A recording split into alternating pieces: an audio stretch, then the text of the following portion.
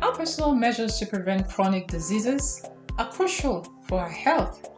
They not only ensure optimal health, but also saves us thousands, even millions in treatments and rehabilitation costs. Therefore, it is essential to take necessary steps now to maintain good health and be aware of preventable risk factors of common illnesses to minimize our chances of developing certain conditions. This will include being aware of medical conditions we might be susceptible to due to positive family history, and also having a knowledge of prevalent conditions within our various communities. This brings us to today's topic, stroke, one of the leading causes of disability and death worldwide, including the US. In this video, I cover the essential knowledge about strokes, what to expect in the event of a stroke, and measures to minimize our risks.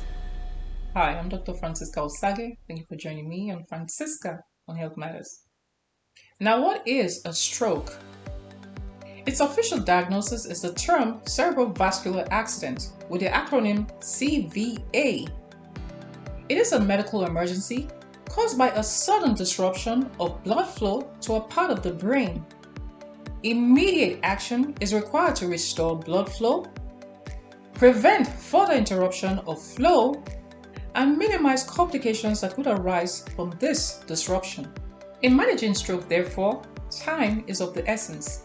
Now, before we go further, let's briefly look at the anatomy of the brain. The brain is enclosed within the skull, a compact bone with fixed joints, creating a restricted space known as the intracranial space. It is also enveloped within membranous tissues called meninges. The brain consists of two hemispheres, which are the left and right cerebrum, each divided into four major lobes. Beneath these hemispheres are the cerebellum and the brainstem, which connects the brain to the spinal cord. These areas contain highly specialized cells that group together and perform specific functions related to the overall brain function. These functions rely on oxygen and glucose, delivered by a rich supply of blood vessels forming a network described as a circle of Willis, comprising mostly arteries bridging the left and right sides of the brain. This network of vessels sustains blood flow even during minor blockages. However, a major blockage in a main vessel can have significant impact on the blood flow to an area. A disruption in oxygen supply due to a blocked vessel can starve brain cells, causing a stroke. The stroke's effects depend on the brain area affected by the blood flow cessation. There are two major mechanisms that can cause this disruption to blood flow, and the strokes developed are named after these mechanisms. Hence, we have ischemic stroke and hemorrhagic stroke. Ischemic comes from the word ischemia, meaning reduced or absent blood flow. In ischemic strokes, blood flow to an area of the brain is disrupted due to blockage formed within a blood vessel, that is, the artery that supplies blood to an area of the brain. Numerous factors and mechanisms can cause this blockage. I will identify three very common mechanisms. 1. Sudden occlusion of a vessel due to conditions causing gradual thickening of the arterioles inner wall from protein deposits, or injury to the inner lining of the vessel, or inflammatory processes involving the vessels. These mechanisms are at play in conditions of hypertension, high cholesterol, and smoking. 2. Dislodged plaque from the inner wall of the blood vessel, forming a blood clot in circulation, which attracts other materials in circulation and increases in size until it completely occludes a vessel. Predisposition to plaque formation can arise from consumption of diets rich in saturated and trans fat, also from habits such as smoking and lack of exercise. There is also a genetic predisposition. 3. A clot originating from the left side of the heart flowing to the brain as an embolus enlarging in a vessel too small to pass through. A clot formed within the heart may arise from heart rhythm dysfunction, such as atrial fibrillation, or a damage to the heart's inner lining, or certain disease conditions such as heart failure or diabetes. In all these scenarios of ischemic stroke, blood flow beyond the blockage is compromised. If not corrected, tissue perfused by vessels downstream becomes susceptible to oxygen deprivation, which can lead to tissue death with resultant loss of function. Now let's come to hemorrhagic stroke. Hemorrhagic stroke occurs due to bleeding or rupture of a blood vessel. This rupture is often caused by a compromise in the structural integrity of the blood vessel lining. When a rupture occurs, blood leaks out of the vessel and occupies spaces within and around the brain, causing a buildup of pressure in the restricted and enclosed brain cavity.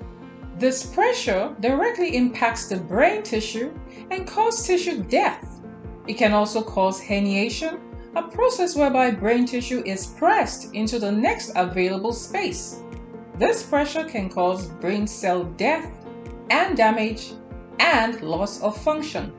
In the hemorrhagic scenario, therefore, it is crucial to reduce blood pressure and decrease the resultant increased intracranial pressure, that is the pressure within the brain's cavity.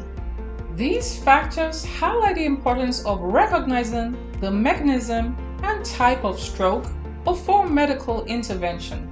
The success of interventions primarily depends on how quickly stroke symptoms are recognized and how promptly the patient can access a healthcare facility for timely interventions. Therefore, it is highly important to recognize the manifestations or signs and symptoms of a stroke. Again, presentation of the stroke depends on the area of the brain affected, as different regions of the brain have specialized groups of cells with specific functions. For example, a stroke affecting a portion of the left cerebral hemisphere can have several manifestations, often impacting the right side of the body, such as right-sided weakness or paralysis in the right arm, leg, or face.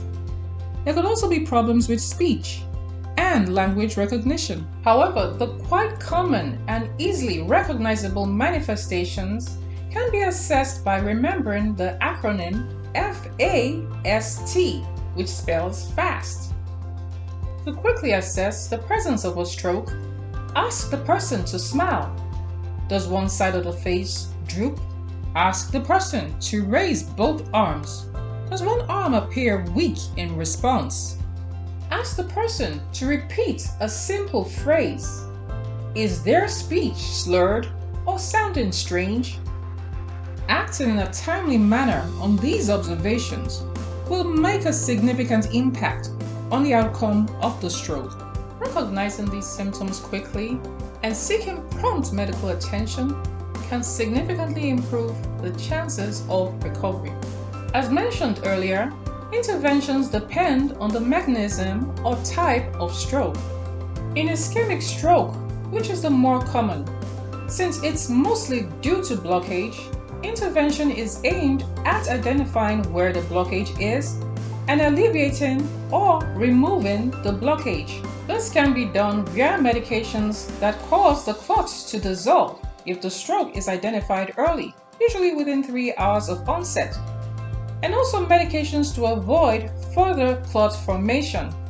Surgical intervention to remove the clots can be done after the location of the clot has been achieved by imaging on CT scans, MRIs, and angiograms. In hemorrhagic stroke, intervention is aimed at reducing the pressures caused by blood leak into the spaces within and around brain tissues. Thus, main treatment will involve use of drugs to control high blood pressure and high intracranial pressure. Increased intracranial pressure relief can also be achieved surgically. The immediate interventions to manage stroke will be followed by long-term measures for restoration of function and rehabilitation.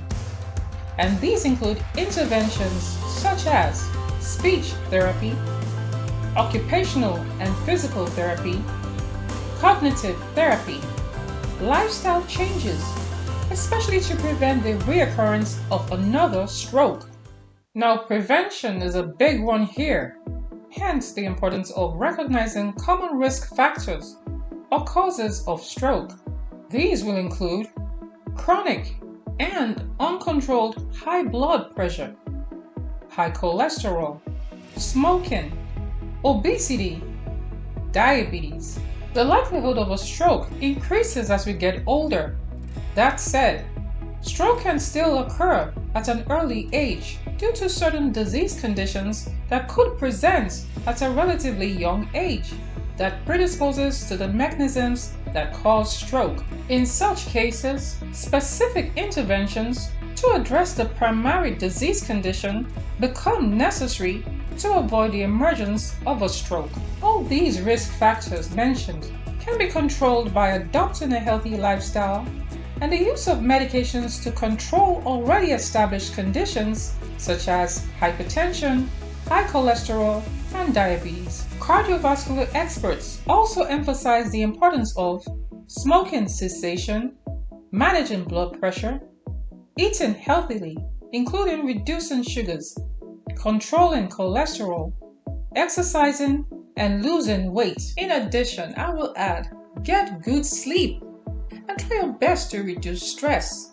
Remember, your preventive measures start now with your awareness and your actions to promote your optimal health. I hope this message does inspire you to start or continue with the healthy steps towards better health. Thanks for watching. Again, I hope you found this informative and educative. And if you have, please subscribe. And I'll see you in the next one.